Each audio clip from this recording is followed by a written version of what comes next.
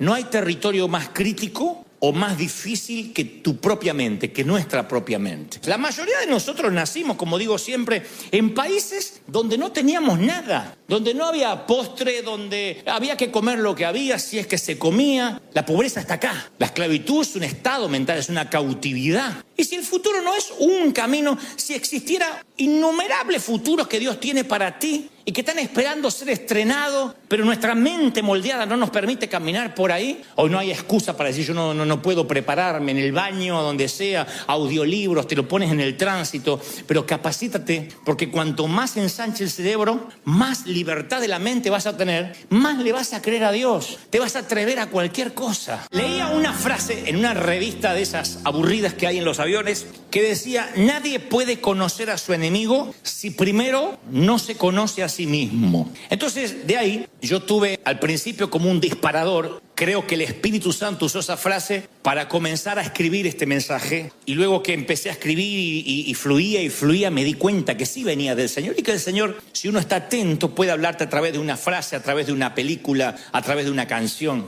Yo siempre voy por la vida con los ojos abiertos, puesto que Dios me puede hablar hasta por un cartoon, un dibujo animado. Y digo: Señor, si me quieres decir algo y con esto puedo escribir un mensaje, yo estoy atento. Cuando leí la frase de que uno, para conocer al enemigo, primero debe conocerse a sí mismo, me llevó a pensar de que es verdad.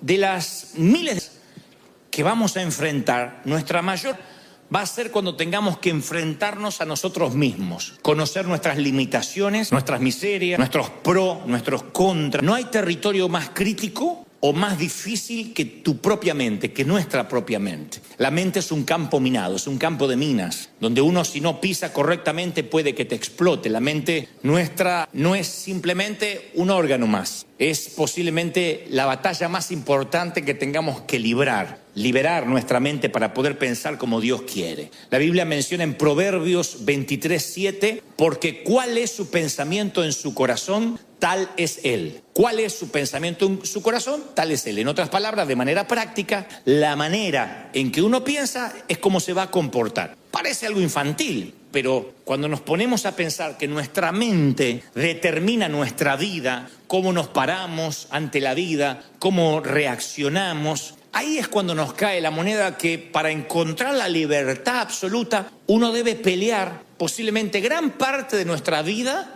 para liberar nuestra mente, para que nuestra mente se libere, para que pensemos de una manera libre, porque creo que toda batalla que se enfrenta en el mundo exterior primero debe liberarse en nuestro interior.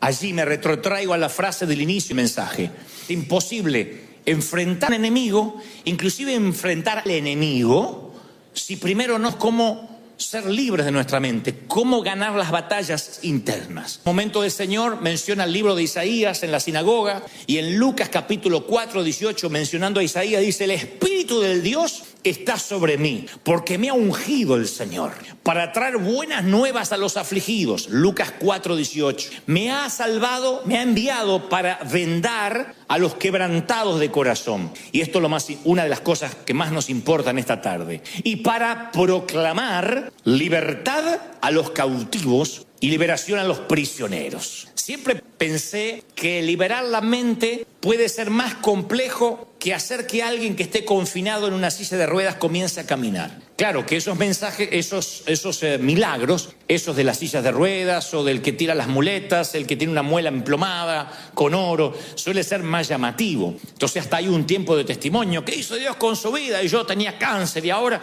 no, desapareció. Ese es el poder de Dios también. Yo no podía caminar, haga lo que no podía hacer. Bueno, corra para allá, venga para acá, salte, qué sé yo. Son milagros que uno los puede ver de manera gráfica, pero la libertad de la cautividad mental, cuando una mente se libera, es muy difícil que alguien diga: yo vine a este servicio con la mente cerrada. ¿Y qué pasó? Dios me la abrió. Es difícil. Y para mí es uno de los peores desafíos. Digo peores en términos de que hay otras cosas que son más sencillas. Orar por un enfermo, vamos a orar que Dios haga la obra. He visto cientos de milagros. Pero la mente, cuando está cautiva, a pesar de que es una promesa de Dios, libertad a los... Vaya que es una que demanda oración, que fe. Porque una mente cerrada no te deja ver fe, no te deja ver futuro. En cambio, si la mente es libre, si tu mente es libre, las posibilidades que tienes en el futuro no hay límite. Una mente libre te permite ver oportunidades que permanecen cerradas para quienes tienen un pensamiento limitado. Quien tiene el pensamiento limitado no ve nada. Nada, no, todo va a salir mal, las cosas van a ir de mal en peor. Pero el que tiene la mente libre dice, yo le creo cualquier cosa a Dios. Porque en donde está el Espíritu de Dios, ¿qué hay? Libertad. Entonces una mente te abre el... Solo una mente libre, que no hay cautividad, le puede creer a Dios como un niño. Dice, yo le creo todo a Dios, pero para tener esa fe de niño uno tiene que tener una mente libre de toda cautividad. Por eso insisto, si uno no conoce bien su propia mente, podría caer en el error de ser un prisionero de su pensamiento limitado, transformarse en preso y carcelero a la vez. Encerrar la mente en una celda de modo que no puede ensancharla, que no puede abrirla, que no se abre a lo nuevo que Dios quiere hacer. ¿Y qué es esto de abrir la mente? No es una cosa humanista o algo que a mí se me ocurrió. La palabra dice, relata en San Lucas 24:13, que iban unos caballeros camino a Emaús, a una ciudad, luego de la resurrección de Jesucristo. Cristo ya había muerto en la cruz, había estado 3 días en la tumba, resucita, y estos no saben que Jesús en un momento resucitado se les une en el camino. Y lo que pasa es muy llamativo. Dice San Lucas 24:13. He aquí 2 de ellos iban caminando el mismo día a una aldea, a una ciudad llamada Emaús. Y sucedió que mientras hablaban y discutían entre sí, Jesús mismo se acercó y se puso a caminar entre ellos. Pero los ojos de ellos estaban velados para que no le conociesen. O sea, era Cristo resucitado, se les unió en el camino y no le conocieron. Entonces comenzaron a hablar con Jesús desde Moisés, siguiendo por todos los profetas. Entre paréntesis, esto me da la pauta de que no eran neófitos, eran conocedores de la Biblia o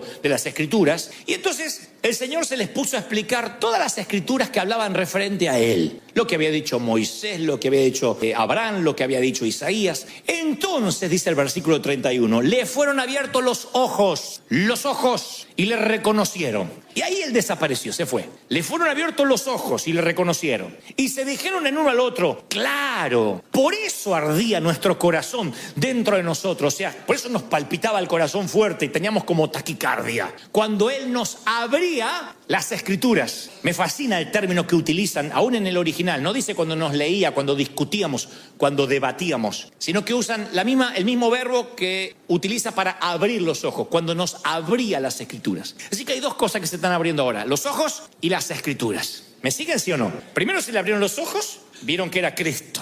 Después se le abrieron las Escrituras. Dice, con razón, nos abría las Escrituras. O sea que dan la pauta de que las Escrituras, lo que habían escrito los profetas, eran todas letras muertas, no estaban vivificadas. Pero ahora se les abrieron las Escrituras. Es como cuando tú lees un versículo que no tenía sentido, pero de pronto en cierta crisis de tu vida ese versículo cobra un sentido que dices, no lo había visto, no lo había pensado. Se te abren las Escrituras. Y finalmente, dice el versículo 45, les abrió la mente para que comprendiesen las Escrituras. Tal cual, les abrió. Ojos, Escrituras y mente. Entonces me da la pauta de que uno puede abrir los ojos el día que acepta a Cristo en el corazón. Abrí los ojos, estaba perdido en el pecado y Cristo me hizo nueva criatura. Luego se nos abren las Escrituras porque hacemos el bienvenido a bordo en el caso de esta iglesia, la orientación, vamos al seminario, estudiamos la palabra y las Escrituras se nos... Pero luego hay una tercera apertura que es para comprender las Escrituras. O sea, yo puedo tener puedo ir al seminario, hay gente que se sabe hasta el color de pelo que tenía y cuánto calzaba, cuál era la talla de calzado o la graduación de los anteojos de Saulo, pero no saben que esas Escrituras todavía pueden abrirse ante él si Dios le da una apertura espiritual. Entonces, cuando yo leía esto digo, sí, es cierto, podemos ser cristianos y ser cautivos de la mente, porque cualquier parte de tu cuerpo que no usas se empieza a atrofiar. Los músculos inmediatamente se atrofian, lo que no usas se atrofia. Inclusive los que hacen gym y los que hacen actividad física, si tienen un personal trainer, un entrenador, te va a decir, vamos a cambiar las rutinas, porque si haces siempre la misma rutina, levantas siempre las mismas pesas, siempre caminas las mismas distancias, tarde o temprano los músculos se amoldan al estrés al cual quieres someter tu cuerpo. Y tus músculos dejan de crecer. El cuerpo se amolda todo. El cuerpo es muy noble. Dios lo creó con una nobleza absoluta, adaptado a... Entras a un lugar y dices, qué frío. Y después, yo he ido a zonas donde hace un frío espantoso y la gente sale... Y yo digo, no te estás congelando, y yo ya no sé qué ponerme arriba, quiero salir con la manta. Y me dice, no, acá estamos acostumbrados, el cuerpo se acostumbra a los climas. O lo que se acostumbran al calor. He estado en países o ciudades que las lagartijas se escupen las manos antes de cruzar el asfalto. Y yo digo, no tienen calor, yo ya no sé qué sacarme, me quiero arrancar la piel. Y ellos no. Con un ventiladorcito así tan... Porque el cuerpo es noble, nos adaptamos a todo. Y dentro de esa adaptación está la atrofia, que es una suerte de adaptación. Nos atrofiamos a la actividad. O sea, el cuerpo se acostumbra. Y el cerebro es un órgano que cuando no se usa, también se atrofia. O sea, la conexión entre las neuronas deja de seguir creándose. Porque lo único que nos sigue creciendo en el cuerpo, además de las orejas... Vieron que las orejas se van creciendo, no sé por qué. Mi papá tenía unas orejas chiquititas, hace poco lo vi, tenía las orejas como un cocker, hasta acá le llegan. Pero además de las orejas, lo que sigue creciendo es el cerebro, las conexiones neuronales, la neurogénesis se llama. O sea que hay un cableado que se sigue abasteciendo a sí mismo y creciendo. Es el único órgano que se sigue ensanchando. La neurogénesis continúa en la vida del cerebro adulto. O sea, un niño nace con poquitos cables, por decirlo de una manera infantil, y después ese cableado se va conectando y hay una neurona con la otra, una célula con la otra, hasta que uno dice, bueno, ya creció. No. El cerebro se sigue ensanchando día a día, si lo sometemos al estrés de aprender. Si uno lo somete a la atrofia, al descanso, el cerebro queda ahí con lo que aprendió, nada más. Los niños pueden aprender hasta 7 idiomas, porque la neurogénesis recién comienza. Entonces uno le puede enseñar mandarín, le enseña mexicano, el castellano verdadero, inglés, le enseña alemán, todo aprende. ¿Y qué nos pasa después de adulto? No podemos aprender otro idioma, pero ni aunque nos torturen y andamos hablando, aparca la troca, te llamo para atrás, porque hablamos así, porque el cerebro se empieza a atrofiar. Pero ¿cómo si yo antes de chiquito podía aprender tanto? Y hoy no se entra. Ustedes creen y se cree, ¿no? Es que el cerebro se me envejeció, decimos. Es que ya no tengo la mente de un adolescente o de un joven cuando iba a la universidad. Y es al revés. Comprobado científicamente que en la vida adulta podemos seguir aprendiendo más todavía. Si nosotros ejercitamos, es como el estado físico. Vas a tener el físico que desarrolles. Si nunca vas al gimnasio, si nunca caminas, te van a doler las coyunturas de dormir. Te vas a levantar. ¿Qué te pasó? ¿Corriste una maratón? No, dormí torcido. Solo de dormir, ¿no? Porque el cuerpo se va atrofiando. Entonces, antes de conectar todo lo que quiero decir, en nuestra mente intentamos recordar nuestra vida, pero la mayor parte de nuestra vida, y esto lo dije en alguna otra ocasión, ha sido... No hay un cerebro que pueda almacenar toda tu vida. Adrede, se cree que por las noches, el cerebro empieza una limpieza, limpia los gigas, reformatea tus... Y va lo que se llamarían las... En términos...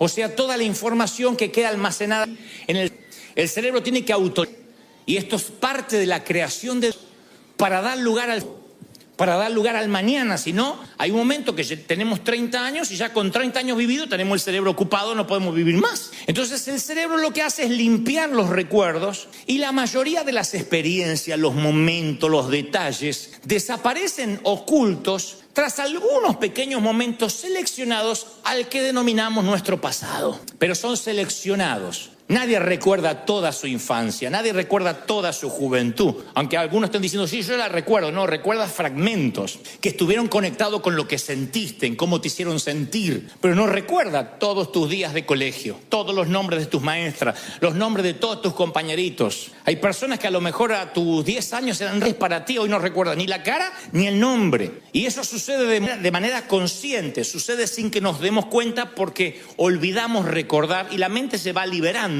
Por cada momento que recordamos hay otros 1000 que olvidamos. Por cada momento que nos acordamos hay 1000 que desaparecen. De hecho, hay un sistema que tenemos en el cerebro que borra momentos que son escabrosos, traumáticos, y algunos literalmente se les va de la mente y se ocultan como si fuese una suerte de alacena, de warehouse del inconsciente. Hemos hecho muchas veces sanidad interior a personas que arrastran una tristeza y no saben por qué. O que se paran ante la vida de manera traumática y dicen, no, pero yo tuve una infancia. Y de pronto esa gente te dice, estuve un domingo en el servicio y de pronto vino una imagen de mí. ¿De que abusaron de mí? Uno dice, ¿cómo se va a olvidar una cosa así? Hay gente que lo tiene como un recuerdo traumático y no lo puede superar. Hay otros que el cerebro los liberó de esa carga de alguna forma y lo ocultó en el subconsciente. Pero claro, su vida se empieza a definir a partir de ese abuso, aunque él no lo recuerde. Y aquí ha habido mucha gente que ha dicho en un servicio, mientras adoraba, vino una imagen a mi mente. Me acordé, no solo de un abuso sexual, puede ser un abuso verbal. Me acordé de un momento en que no me sentía amado, amada, que me hicieron a un costado. Y Dios se lo saca a la luz, no para que sufra, sino para extraerlo, para sanarlo. Y a partir de ahí todas las cosas son hechas nuevas. Pero el cerebro es tan sabio y tan noble que a veces borra momentos que son tristes, que ya ni te los acuerdas, que si te los acordaras capaz que no podrías vivir en el presente ni disfrutar el futuro. Porque hay algunos recuerdos que sí quedan para toda nuestra vida y es el laberinto por el cual tienen que viajar nuestras experiencias futuras. Las experiencias del futuro viajan por el laberinto de los recuerdos que sí, valga la redundancia, nos acordamos. De los momentos del pasado que sí los tenemos presentes. Pero los recuerdos, sea que estén en el consciente o en el subconsciente, crean barreras. Todos tenemos barreras por las cuales filtramos nuestras experiencias. Yo decía el domingo pasado que los primeros 6 años de vida de un ser humano marcan la vida adulta que va a tener. La forma de pararse ante la vida, la forma de reaccionar, tu carácter. Después la vida te va enseñando mucho. El entorno te va cambiando, pero la esencia es formada en los primeros 6 años. Y esos recuerdos filtran tu manera de ser. Si te criaste en un hogar donde todo era grito, donde todo era negatividad, algunos tuvimos padres que nunca enfatizaron, no exacerbaron lo positivo, sino siempre lo negativo. No digan amén, pero por sus caras veo que hacen sí. La mayoría. Los padres de antes no decían, pero qué bien que colgaste la toalla esta vez. Uno iba a buscar la recompensa y decía, ¿viste mami que colgué la toalla? Y más vale, era hora que lo hiciera, decía la vieja. No espere que te felicite cuando hagas las cosas bien. Pero cuando hacías las cosas mal, te daban. Entonces uno siempre estaba esperando la negatividad. No hagas esto,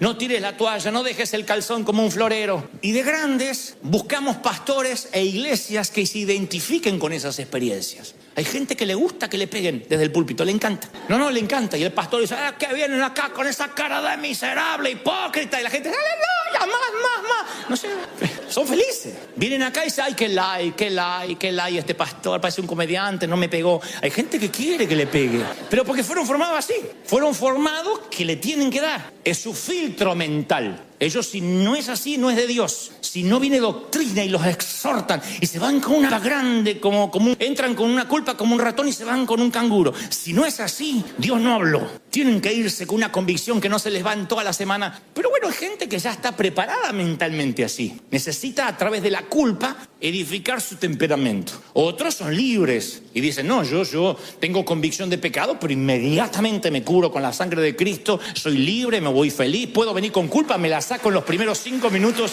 a los pies de la cruz. Pues esas son las barreras. Entonces, cuando uno conoce su mente, empieza a escoger sus recuerdos. Porque lo que recuerdas es el modo que moldeas tu mente y después tu vida. Los recuerdos son el diseño de tu mente. Tuve que cambiar, yo tuve que seleccionar mis recuerdos. Para poder honrar a mi papá y a mi mamá, yo no recordar todo. Tuve que seleccionar mis recuerdos y eso provocó honra. Porque si yo recordara todo, no me dan ganas de honrarlos. Perdonen si sueno mal hijo, pero es así. Si yo me acuerdo todo, o lo que es peor, selecciono las partes más feas. No solo no los honro, sino que los empiezo a detestar, a odiar. Porque digo, no, y cuando estaba borracho, y cuando me pegaba, y cuando me hacía... Pero entonces empecé a seleccionar los buenos recuerdos. Eso es la mayordomía de la mente, ejercer dominio sobre los recuerdos, el inicio de conocer cómo funciona la mente. Porque hay muros que te atrapan en un pensamiento y te dicen, no te muevas de ahí. Entonces uno tiene que crear nuevos recuerdos, buscarlos. Hay cosas buenas que te han pasado,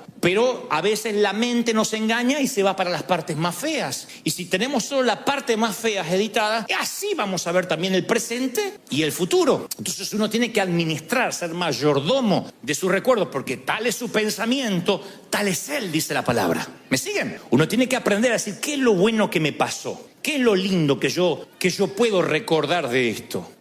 El cerebro, hoy en el primer servicio hice lo mismo y haré lo mismo para que no se sientan discriminados. Quiero presentarte a un vago que convive contigo. En el primer servicio todas las mujeres miraron al marido diciendo, era hora que Dios te empezara a hablar. Pero no hablo de tu cónyuge, hablo de que todos convivimos con un vago comprobado, el cerebro es un músculo perezoso. Ese es el primer vago con el que convivimos, está acá. El cerebro es un músculo perezoso, por eso somos tan enseñables y una vez que aprendemos algo no lo queremos desaprender por pereza. El cerebro es tan vago que cuando aprende algo no hay manera de sacárselo.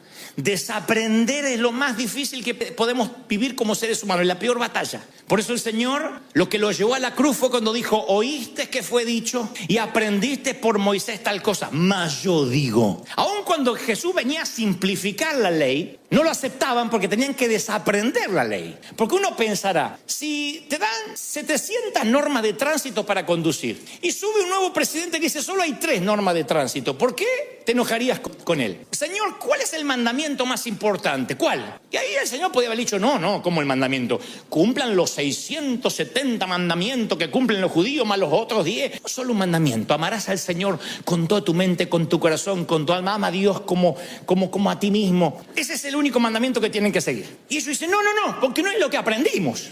Porque el cerebro es un órgano perezoso, ya aprendimos y no vamos a desaprender. Eso no es lo que aprendí, eso es lo que algunos dicen, yo defiendo la senda antigua. Creen que defender la senda antigua es defender la vieja manera de hacer las cosas, proteger el fuerte. Y no voy a aprender nada nuevo. Y la Biblia está lleno de episodios donde dice, nuevas son mis misericordias cada mañana. He aquí hago cosa nueva, no las haré notorias.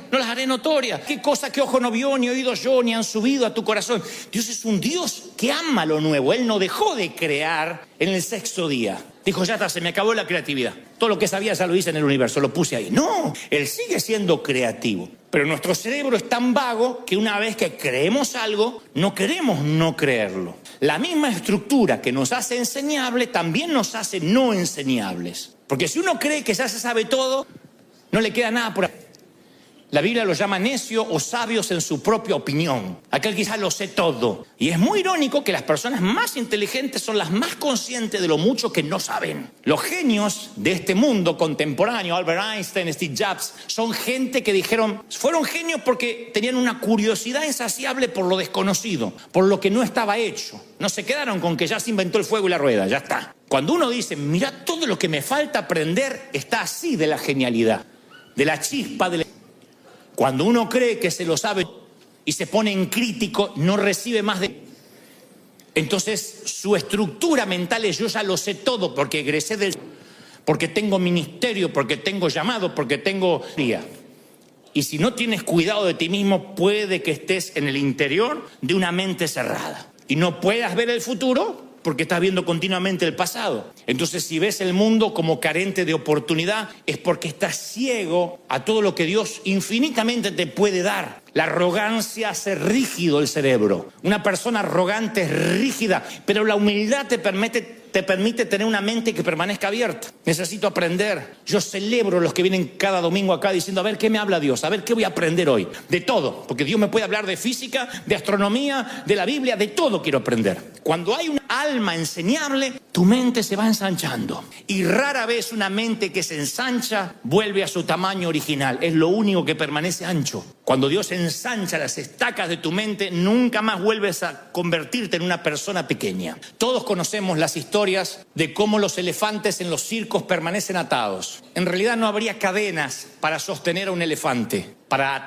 amarrar a un elefante. Pero lo que se estila es que cuando son chiquititos se les ata la patita a un palito y una cuerda. Y ese palito y la cuerda, el elefantito hace así durante 2-3 días y ve que no se puede mover y su mente le dice, estás atrapado. Luego el elefante gana libras, gana volumen y tamaño. Y no solo podría hacer así, cortar el palito, sino llevarse la carpa entera. Pero sus recuerdos le mienten. Sus recuerdos le dicen, estás atrapado, ya probaste hace muchos años y no te vas a poder mover. Sus recuerdos le dicen que su pasado también es su futuro. Que lo que él experimentó lo va a volver a experimentar. Y el Señor me dice que aquí hay mucho espíritu de elefante. Ay, no puedo, ya probé. Y está así, y lo ves así como un mamut y decís, pero de verdad no cortás la soguita. Y están atados a una soguita del pasado, porque el recuerdo le miente. El recuerdo le dice, tu pasado es tu futuro. Siempre tuviste un carácter putrefacto, ¿por qué crees que vas a cambiar? Siempre fuiste pobre. La miserabilidad, yo digo siempre, la pobreza sí es un estado real, pero siempre proviene de un estado espiritual. La pobreza empieza acá, porque hay gente que a lo mejor gana $1.500 por mes mes no le alcanza para nada. Dios los bendice con 2.000 y los gastos se le van a 3.000.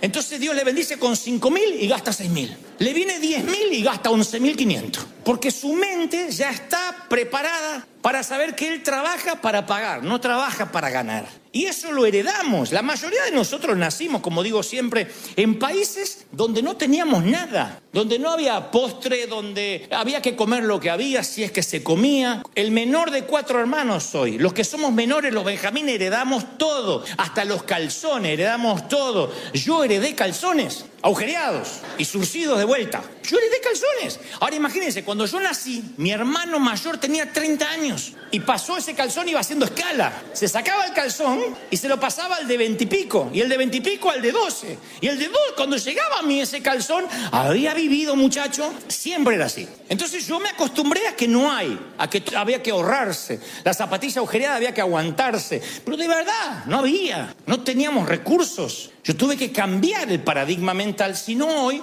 podría tener un poco más de recursos y sin embargo tener la misma mente atascada allá, el elefantito en el palito. La mente se preparó para no tener. Y cuando uno vive, no voy a tener. Yo conozco gente que tiene plata ahorrada y no da, no siembra, no gasta por si le falta. Ay, yo no tenía planificado este gasto. Pero te estoy pidiendo que pagues el café, $4. Sí, pero me rompe el presupuesto y tiene 50.000 ahorrados, pero porque es pobre. La pobreza está acá. Salir de Egipto salimos la mayoría. Sacarse Egipto de adentro te puede costar años o toda la vida o nada. O nunca te lo puedes sacar. La esclavitud es un estado mental, es una cautividad que te mantiene como que todavía no tienes la fuerza del elefante adulto y sin embargo estás atrapado como un elefante pequeño. Entonces el cerebro es un órgano inherentemente perezoso y se limita a cualquier límite y se limita a cualquier patrón previamente fijado por una conducta del pasado, por algo que nos dijeron sin querer. Por eso siempre es tan importante probar algo nuevo. La Biblia está llena de cosas nuevas. Si viene el vino nuevo y el odre viejo no está listo,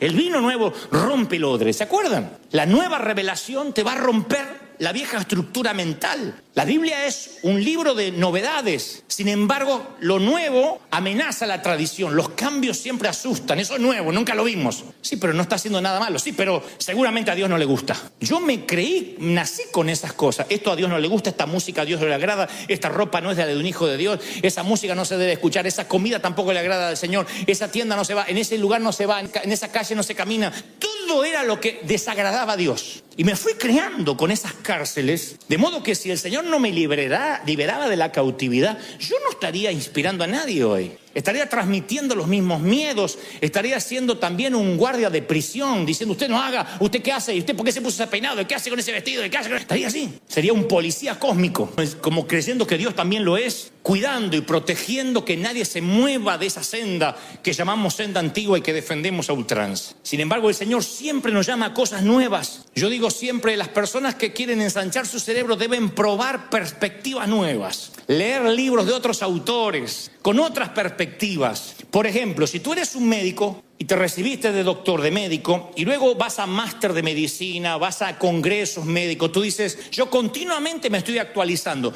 pero te estás actualizando en la disciplina que ya conoces. El cerebro se te atrofia porque solo manejas una disciplina. Si eres médico, deberías leer cosas de física, cosas de matemáticas, para que el cerebro se ensanche. El cerebro solo se ensancha cuando aprendes un idioma nuevo, algo que no está en tu sinapsis cerebral, algo que el cableado se detuvo porque no hay nada nuevo. Así que cuando provocas algo nuevo, tu mente se empieza. Y dicen que los que más son los más inteligentes. Yo de algo sabía, que por algo me había venido la inteligencia. Claro, porque comen comidas nuevas, dormimos en camas nuevas, conocemos ciudades nuevas, destinos nuevos, y eso te cambia la perspectiva, te hace un ciudadano del...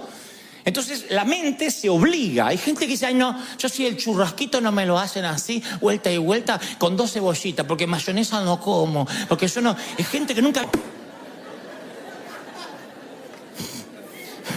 Yo he viajado a países que te dicen: coman esto, y después te enteras que es lechuza muerta con 2 víboras adentro después. Pero hasta el paladar se atrofia. Hay gente grande que se casó y cree que todavía vive con la mamá. Le tienen que hacerle huevito así, porque si sabés que yo no como lo amarillo del huevo. Ay, Dios mío, hacete hombre. Cuando uno crece, su cerebro se ensancha, prueba cosas nuevas, escucha melodías nuevas. Y el Señor, cuando quiere hablar con sus profetas, con sus hombres, les dice: sal de tu tierra y tu parentela, sal de la tienda, sube a la montaña, baja en la montaña, vete a la otra ciudad. Dios los movía. Él sabía que moverlos geográficamente, ponerlos en otra topografía, les iba a dar una nueva... Moisés tenía que subir para encontrarse con Dios. No es que Dios estaba un poco más alto y se acercaba a verlo. Dios podía hablarle como tantas veces habló en el valle, pero el caminar, el salir, el moverte, el probar cosas nuevas hace que tu cerebro se ensanche. Y cuando una idea, cuando algo creativo ensancha una mente, no vuelve nunca más al tamaño.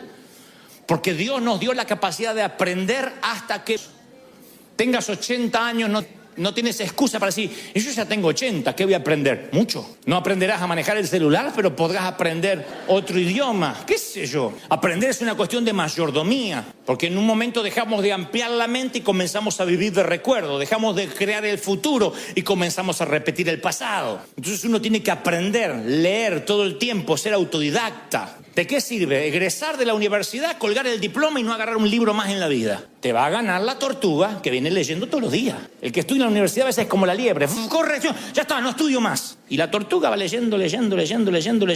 ¿Cuál es la fábula de la tortuga de Esopo y la liebre? Que salieron a correr y la liebre se fue a dormir la siesta.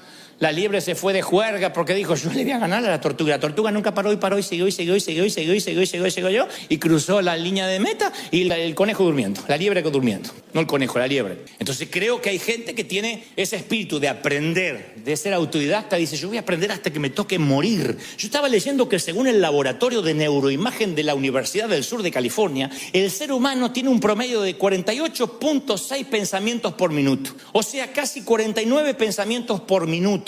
Para que no andes sacando cuentas, estos son 70.000 pensamientos por día. 70.000. De los cuales los 70.000 pensamientos, el 92% son pensamientos negativos. Más del 30% son pensamientos de sexo. Pero eso no es el caso. Otro día les hablo de eso. La Biblia dice que hay que llevar cautivo todo pensamiento a la obediencia de... Si tengo 70.000 pensamientos por... ¿Cómo los llevo cautivos a pensar como Cristo? Hay demasiados pensamientos para llevar. Entonces la única de llevar cautivo tantos pensamientos que nos inunda, que todos, que de alguna forma pensemos como Cristo, lo que trato de decir, es armar una cosmovisión. ¿Qué es una cosmovisión? El término se acuñó en 1850, esa frase o esa palabra, la inventó un ingeniero alemán. Decía: la cosmovisión es la manera que ves el universo y el mundo, y a partir de ahí, la forma en que vives tu vida. La cosmovisión es el filtro del pensamiento. Tu mentalidad diseña tu mundo exterior. En el sentido práctico, es la manera que ves la vida. Tú ves la vida de una manera, yo la veo de otra, y el que está a tu lado la ve de otra. Es la misma vida, pero la vemos diferente. Conforme a cómo nos criaron, conforme a lo que abrimos la mente o la cerramos. Hay diferentes formas de ver la vida. Hay algunos que ven una oportunidad y otros ven un monstruo. Hay algunos que ven una ola para surfear y otros creen que es una ola que los va a ahogar. Y es la misma ola. La forma que vemos la vida es la cosmovisión, el filtro donde pasan esos 70.000 pensamientos diarios. ¿Hace sentido lo que trato de decir? ¿Hasta ahí me siguen? Bueno, si crees que el mundo está lleno de posibilidades y te levantas a la mañana y dices: el mundo hoy va a estar lleno de oportunidades, hoy algo va a cambiar, hoy puede ser un gran día, dijo Joan Manuel Serrat. Entonces te levanta y dice: hoy puede ser un gran día, y te levanta, vas a encontrar un gran día. Es bíblico, no lo inventó Serrat. Si tú dices: hoy me voy a encontrar con gente, seguramente hoy voy a encontrar con esa cara, ay, esa cara de culto, de esa que me mira, y aquel con cara de limón. Y dice: es lo que vas a encontrar. Uno encuentra lo que está buscando, siempre. Si tú vienes a River a ver los que tienen mala cara, así los encuentras, así.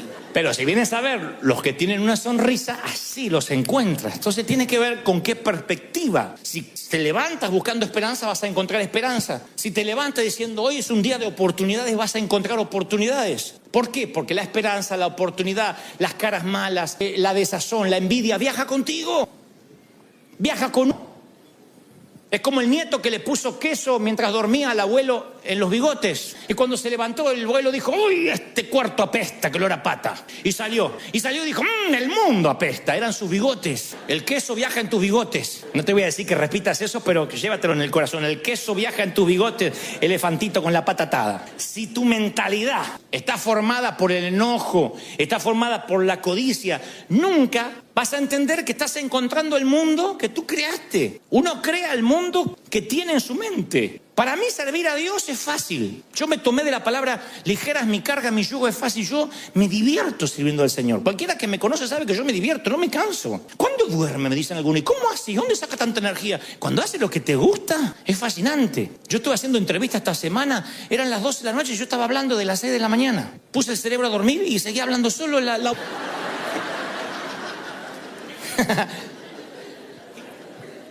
Entonces, la perspectiva que uno tenga de la vida es lo que va a encontrar. La mente es un filtro. Entonces uno crea un filtro mental. Uno no puede llevar todos los pensamientos cautivos, pero todos los pensamientos van entrando por ese filtro. Y ese filtro de alguna forma es como que los recibe a los pensamientos, algunos los eyecta y otros los distorsiona para que piensen conforme a tu filtro. Yo lo he vivido. He ido a lugares donde a mí le caigo gordo a la gente, no les gusto, se me sientan ahí a criticarme. Puede respaldarme el Espíritu Santo de una forma asombrosa, se levanta un muerto y entra por su filtro lo que ve, lo distorsiona y dice, por Belzebú. Acomoda lo que vio a su... Eso no va... Ya están cautivos de la mente. Entonces van a encontrar lo que vinieron a buscar. Si tú te vienes a la iglesia con mente crítica, acá hay mucho para criticar, mucho. No te va a gustar mi forma de predicar, no te va a gustar la música, no te va a gustar cómo se viste aquel, que otro, la lucecita. Hay miles de cosas que no te van a gustar. Pero hasta un parque temático pasa eso. Tú puedes ir a Disney a criticar. O las colas que hay que hacer, la fila para ver un pato. Ay, Dios mío. Un agua mineral, $10, pero es una locura. Es lo que me parece que me sientan asaltando para aguantar ese perro. Ay, claro, y te vas a salir loco, porque ya te levantaste la mañana que te ibas a enfermar a Disney. O te levantas diciendo, yo voy a celebrar, voy a festejar, voy a disfrutar el día. Es cambiar el paradigma de la mente. Por eso uno debe preguntarse, a ver, ¿cómo vinieron estos pensamientos? ¿Cómo entraron en mi cabeza? Esto es para que uno piense que todo lo que pensamos viene de una tradición, de algo que nos dijeron, de algo que nos dijeron así se hacía. Entonces la construcción de la realidad es moldeada del modo subconsciente, a veces de otras personas que nos dijeron y que tienen más control de nosotros que lo que nos damos cuenta. A veces un pastor, un maestro, un padre, con mejor o peor intención, nos controlan nuestra manera de ser. Y decimos, esto se hace así porque así lo hacía mi mamá y porque así me enseñó el pastor, y no lo razonamos. Y el Señor quiere que pensemos. El que piense que no hay que pensar, miren qué locura, el que piense que no hay que pensar, demuéstrenme en las Escrituras donde el Señor dice que pasemos por las aguas del bautismo, dejemos los pecados y el cerebro flotando. Hay gente que cree eso, que hay alguien con una bolsa tirando los cerebros dentro de una bolsa, ya no lo va a necesitar, a partir de ahora es creyente. Entonces la gente que tiene miedo de pensar se le atrofia. Porque la mentalidad filtra la información que no está de acuerdo con la perspectiva de tu realidad. Y si no la filtra, la distorsiona o la expulsa. Porque ya hay como cánones preestablecidos. Esa es la cautividad de la mente. Los cánones de desaprender cosas. A mí me cuesta mucho predicarle. El público más difícil que yo he tenido son pastores y líderes. Después, el que sigue en difícil son los religiosos. Los que tienen 30, 40 años en la iglesia, aleluya, que hablan así. Y después, público más fácil son los inconversos. Gente que no cree nada, esos son sencillos. Yo voy a canales de televisión a veces y me dicen, ¿y cómo es esto el evangelio? ¿Hay que dejar algo? No, le digo, vas a aceptar a Cristo en tu corazón. Solo eso, tan sencillo. Y entonces el mensaje de salvación en 2 minutos. Esto mismo, versión religiosa. No comparto. No hizo llamado al altar. No leyó San Juan 3:16. Ya se empieza. Hay un paradigma. Y si son pastores, peor. Porque ya lo saben todo. Nada los va a sorprender. Cuando uno abre la mente, yo le decía en el servicio anterior y les digo lo mismo. Lean muchos autores. Si pueden, escuchen muchos predicadores. Escuchen. Jamás les diré, no escuchen. Miren que algunos no tienen la doctrina, se van a confundir. Pero por Dios, eso sería un insulto a vuestra inteligencia. Escuchen todo, examinen todo, retengan lo bueno. Quédense con todo lo bueno que Dios tiene de esos hombres de Dios. Y eso ensancha la mente. Eso nos enseña. Porque si me escuchan siempre a mí, la mente se te va a atrofiar también. Porque siempre es la misma voz, siempre es el mismo pastor. Tienes un padre, pero escuchen a los tíos.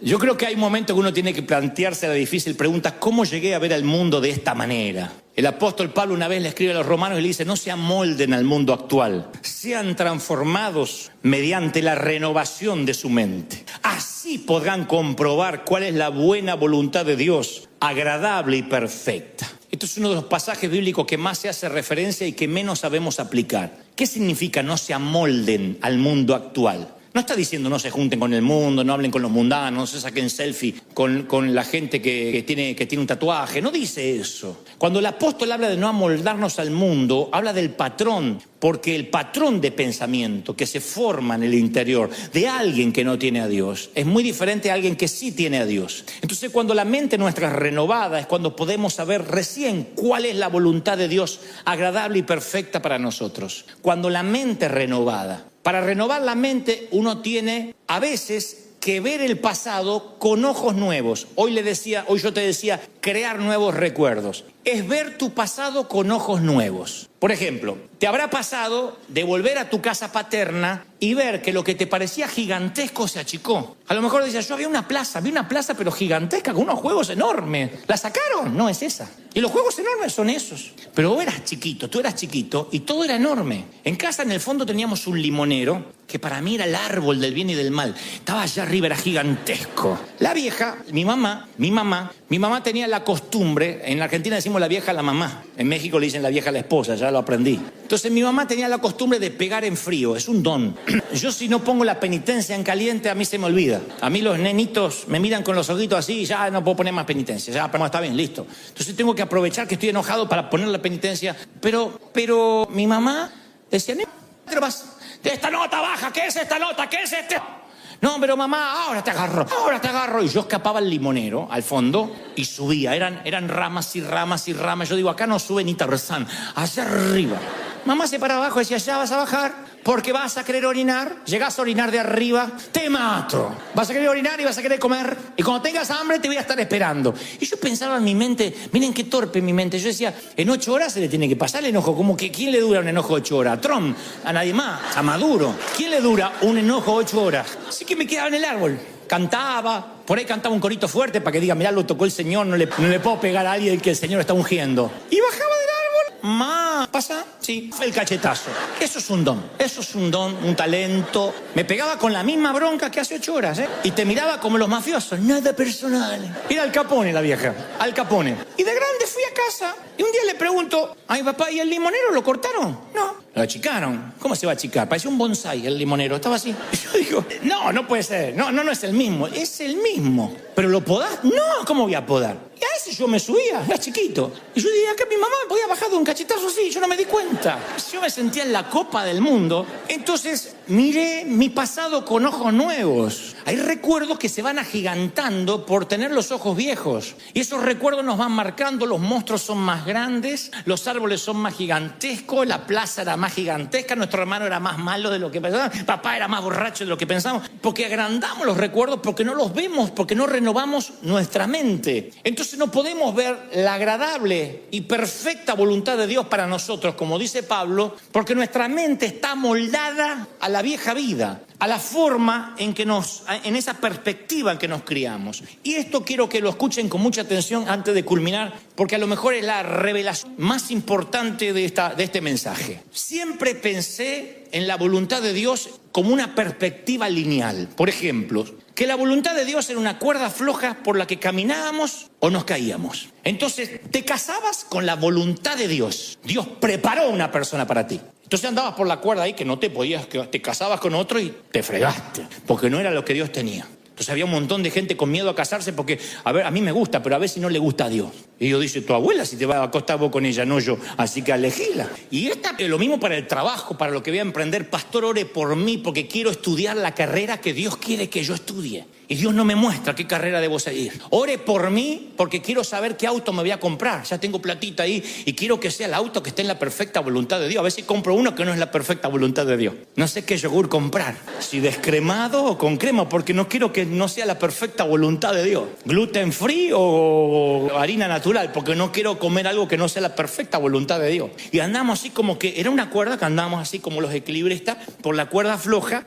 Y esta perspectiva limitada nos hacía hablar de la voluntad perfecta y la voluntad viva. Yo hablé de esto el domingo. Entonces, en la vida te iba bien porque estabas en la perfecta voluntad de Dios. Te empezaba a ir mal y porque estás en la permisiva. Como que si te caías de esa cuerda, estás viviendo una visión misericordiosa de un plan B divino. Es la misericordia de Dios. Oh, que no sabe que me tocó un marido terrible y es la voluntad permisiva. No era el que te tenías que casar, era aquel. Este gordo es el plan B. ¿Ustedes creen que Dios, cuando creó al hombre a su imagen y semejanza, quiso hacer robots, gente sin poder elegir? El futuro es más complejo que eso, es más hermosamente complejo. Para mí tiene sentido que un Dios infinito nos preparara un universo infinito de... Hay un montón de futuros que nosotros decidimos conforme el filtro de nuestra mente. Cuando Pablo dijo, comprueben cuál es la perfecta voluntad de Dios para vuestras vidas, no hablaba de un sendero, una línea, un camino. Y si el futuro no es un camino, si existiera innumerables futuros que Dios tiene para ti y que están esperando ser estrenados, pero nuestra mente moldeada no nos permite caminar por ahí. Yo recuerdo una palabra que fue muy similar a la que Dios le dijo a Josué. Dios le dice a Josué, todo lugar que pise la planta de tu pie. ¿De quién es la iniciativa? ¿De Dios o de Josué? ¿Del pie de Josué o de Dios? Porque Dios le tenía que haber dicho, cuidado, yo te voy a decir dónde poner el pie. No lo vas a poner en cualquier lado, porque yo solo te voy a bendecir en mi perfecta voluntad. Dios le dijo, donde pongas tu pie, donde pongas tu mano. La palabra está llena. Lo que emprendas, te daré favor para conmigo y para con los hombres. ¿Qué es eso? Que entras a cualquier lado y cambia la atmósfera. Tiene favor para los negocios, para la pareja. Tiene favor para emprender. Dios dice, yo te daré favor donde pise tu pie, donde pongas tu mano te va a ser de bendición. Y recuerdo que el Señor me dijo, hasta donde veas te daré. El día que pares de ver, dejarás de crecer. No me lo olvido más. Porque la responsabilidad de ver estaba en mí, no en encerrarme como un cerebro perezoso, si Dios quiere que me vengan a golpear a mi puerta. Me di cuenta que yo podía hacer lo que quería. Yo me crié y todo era pecado, todo era malo. Entonces me puse a pensar que Pablo conecta tener una mente nueva con crear un futuro nuevo. Él dice, el futuro no es lineal, es dinámico. El futuro no es determinado, es creado. Por eso es fundamental que conozcamos nuestra mente, porque es mediante la transformación de la mente que podemos ver el futuro que Dios tiene. Tu mentalidad es el filtro por la cual vas a ver el futuro. Algunos dicen, no veo nada, porque tienen un filtro. Otros dicen, yo veo un montón de cosas. Entonces muchas veces vamos por la vida como que hay dos opciones, la voluntad perfecta o la voluntad del demonio. ¿Estás con Dios o con el diablo en cuanto a decisiones? No hablo de salvación. En cuanto a decisiones, ¿lo que Dios escogió para mí o lo que yo escojo para mí? Yo quiero saber qué es lo que Dios quiere para mí. Y nos quedamos estáticos sin hacer nada. Entonces yo creo que el futuro respeta el mismo diseño original del huerto del Edén. Había solo un árbol que no se podía comer. Solo uno. Del resto coman de los que quieran. Eso es la creatividad de un Dios infinito. No había dos árboles. Porque vivimos la vida como que hay un árbol del bien y un árbol del mal. La voluntad perfecta y la permisiva. Y sin embargo Dios dice, no, así yo no creo las cosas. Fue en el huerto del Edén igual que ahora. Hay infinidad de futuros para ti. Puedes comer, puedes atreverte, crea, estudia, prepárate, capacítate. Hasta donde la mente te da vas a poder. Solo un árbol no toques, el pecado. Solo un árbol. Sin embargo, a mí me criaron que había solo un árbol bueno. La voluntad de Dios. Todos los demás árboles eran malos. La tele era mala, el teatro era malo, vestirse era malo, jugar al fútbol era malo, contar un chiste era malo, mirar una película era malo. Eran todos árboles malos. Yo estaba en el medio del huerto con todos árboles podridos. Para donde miraba había pecado, para donde miraba había pecado. No había manera de no pecar. Y los de mi edad no pecábamos, no porque éramos santos, porque nos faltaban recursos. No teníamos celular, no teníamos auto, no teníamos internet, no sabíamos ni cómo se pecaba. Pero todo era malo, todo lo que se inventaba era malo. La música era mundana, el entretenimiento era mundano, mirar el fútbol era pecado, mirar el boxeo era pecado. Digan que no había foto, ni selfie, ni nada de eso, si no nos hubiesen arrancado la cabeza. Se dio vuelta el huerto para algunos. Hay solo un árbol de vida y todo lo demás son árboles de muerte. No, en el huerto había un árbol de muerte y todos los demás eran árboles de vida. Entonces el futuro, son muchos futuros, hasta donde te atrevas a ver. Deja de decir, Señor, quiero que me reveles el logo de la empresa y qué va a ser mi empresa y de qué tengo que hacer. Dios no va a trabajar por vos, va a hacer trabajar el cerebro. Tú tienes que decir, Señor, tú me diste cerebro, tú me diste forma de aprender. Tengo cursos online, hay cursos gratuitos, hay cosas que puedo aprender sin dinero. Yo voy a forzarme, voy a leer, voy a ser autodidacta, porque hasta donde yo crea, yo sé que donde ponga la mano, donde ponga el pie, se me van a abrir las oportunidades. ¿Lo crees de verdad, sí o no? ¿Lo crees? Hay muchos árboles y a la gente le cuesta eso. El problema conmigo es, decídase, ¿qué es? ¿Actor o pastor? Decídase. ¿O es conductor de televisión o payaso? Diga que soy todo. Porque hay un montón de árboles y eso es maravilloso. ¿Por qué me tengo que decidir? ¿Por qué me tengo que decidir? Porque a la gente le gusta meterte en una cajita y ya está, no molesta, está en la cajita de pastor. No, yo voy a un canal y digo, no me presente como pastor. Porque si me presentan como pastor, inmediatamente el periodista, y eso de los diezmos, hay un montón de prejuicios. Entonces Pablo, cuando le convenía, se hacía presentar como ciudadano romano. Cuando le convenía, era discípulo de Cristo. Cuando no, entraba porque había crecido a los pies de Gamaliel. Entonces eso le permitía ser un topo. Entonces, en lugar de digo, autor y conductor de televisión. Si yo lo que quiero es promocionar que vengan a escucharme de Cristo en el Auditorio Nacional. ¿Para qué tengo que decir, yo soy pastor, aleluya, doctorado en divinidades, aleluya? Para que la vieja al otro lado esté feliz. Pero esa mentalidad es de otro árbol. Pero hay un montón de árboles para comer que están buenos, que hasta donde te atrevas a ver, Dios te va a bendecir. Entonces, cuando la mente se ensancha, cuando tu mente crece, ves no solo una partecita de Dios, ves todo lo que... No vas a terminar nunca de conocer al Creador, pero empiezas a ver mucho de Dios. Hay gente que se queda con que Dios lo salvó. Doy gracias a Dios por la salvación de mi alma, perdón de mis pecados, la sanidad de mi cuerpo. Testimonio por la sanidad de mi cuerpo, la perdón de mi pecados. Y siempre lo... Eso aburre. Cuando repite las mismas formas de decir amo, es porque surge del recuerdo y no de creatividad. En el peor caso surge de la rutina o del desdén. ¿Me amas? Te amo, sí.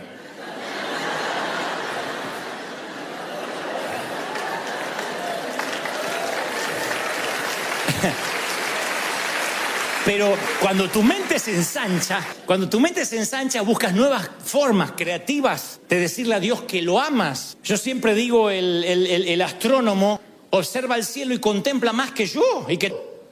Porque él dice, mira, esa constelación en la que él ve cosas que yo no veo, yo veo estrellas. El astrónomo que estudió las constelaciones las disfruta más. El experto en genética estudia el genoma humano y disfruta más. El oceanógrafo pasa las barreras del coral y disfruta más las especies. El físico disfruta los detalles de cada molécula. El músico disfruta una melodía. A veces dice el músico, ese acorde me encantó y cómo subió. Es increíble cómo subió a una sexta y después una novena. Y yo lo único que escuché es... Es lo único que yo escuché. Y él escuchó todo porque sabe los instrumentos y disfruta. El que aprende sobre ópera va a la ópera y disfruta. Yo veo una señora gorda.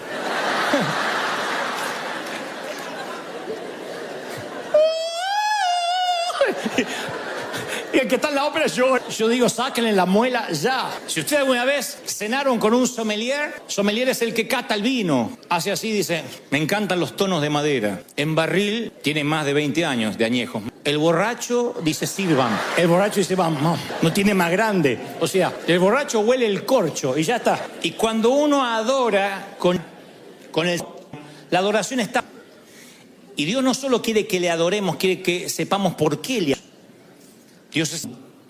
Y quien lo adora deben hacerlo en espíritu y en verdad. Y nosotros pensamos que lo intelectual y lo espiritual son mutuamente excluyentes. Si uno es espiritual no puede ser intelectual. Y si uno es intelectual no puede ser espiritual. Sin embargo, cuando uno adora con la mente ensanchada, esa adoración nace de un gran descubrimiento, no de un gran deslumbramiento. Como en el amor, te puedes deslumbrar unos días, unos meses. Si no hay amor, el deslumbramiento se va. Con el primer eructo, con el primer gas, la primera flatulencia se fue el deslumbramiento por la ventana. Pero si descubres a la persona y vas descubriendo y te vas enamorando cada día más, el deslumbramiento es un tema menor. En la adoración hay gente que viene a la iglesia y deja de venir a la primera de cambio. Me enfrié, me vino la crisis, Dios no me prosperó, puse el diezmo y no me multiplicó. Y no va descubriendo a Dios, no hay razones para que pueda adorar. Y continuamente la Biblia dice que le adoremos con cántico nuevo, porque hasta Dios se aburre de los cánticos viejos.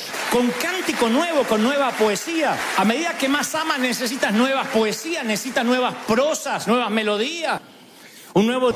Porque si le dices a alguien de la misma manera que lo amas, siempre de la misma manera te va a dejar de... Porque, insisto, nace de la memoria en lugar de la imaginación, nace del desgano, de la rutina. Por eso hay que ensanchar la mente, para que seamos adoradores. Gente que cuando adora llore porque dice, ay, Señor, es tanto lo que me dio, lo estoy descubriendo día. No hay forma de decirle, adore, ¿a qué vino? Cambie esa cara, vamos a ejercicio, puesto de pie, dígale que está a su lado. Cuando hay que despertar a alguien porque el cerebro se le atrofió, es imposible que vengas a la iglesia y te haya que despertar o hay que hacerte ejercicios para que adores. Si adoras con ojos nuevos, si cantas con una boca nueva, vas a ver que lo sagrado no se te vuelve común. Termina el domingo y ya estás esperando el otro, estás adorando sin sirviendo, pero eso es porque la mente se ha ensanchado. Lee, ten una dieta de lectura, siempre se lo digo a nuestros líderes. Lee, capacítate. Hoy no hay excusa para decir yo no tengo tiempo, no puedo, no leo. Hoy no hay excusa para decir yo no puedo prepararme, en el baño, donde sea, audiolibros, te lo pones en el tránsito, pero capacítate, porque cuanto más ensanche el cerebro, más libertad de la mente vas a tener, más le vas a creer a Dios, te vas a atrever a cualquier cosa, Hace poco, yo puedo hablar de esto toda la tarde, pero me apasiona el tema. Hace poco me encuentra alguien que me dice, ahora estuvimos en México y se acerca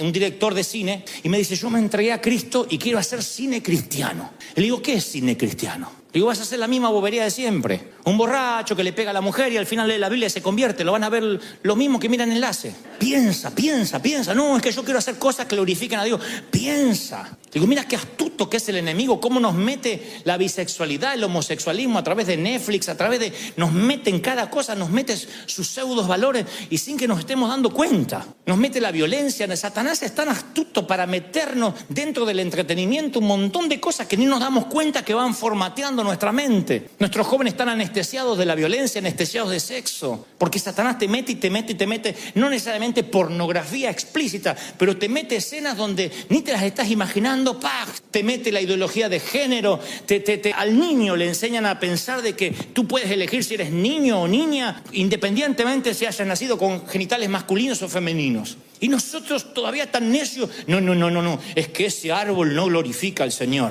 A mí me ponen, ¿y esto en qué edifica? Como si toda la vida tuvieras que edificarnos en algo. Hay cosas que Dios te dice, come, disfruta del árbol, crece, es tuya, disfruta tu familia, ríete. Yo te he dado las montañas para que las admire, los parques para que los vayas a visitar. Vive feliz y mientras tanto refleja a Cristo en todo lo que hagas y la gente querrá tener lo que tú tienes, una mente abierta. ¿Están conmigo, sí o no? ¿Lo recibes? Vamos a abrir la mente. Yo quiero que esta sea una iglesia, me encantaría, y esto no es libertinaje. Yo nunca dije vamos a pecar. Yo dije Dios te bendice aunque haga las cosas mal. No, pero necesitamos abrir la mente porque si no vamos a perder las universidades, vamos a perder las comunicaciones, vamos a perder la política. Yo nací en un contexto donde todo era pecado, donde juntarse con mundanos ya era pecado. Todo era malo, todo nos iba a contaminar, como que todos los de afuera eran más poderosos que nosotros.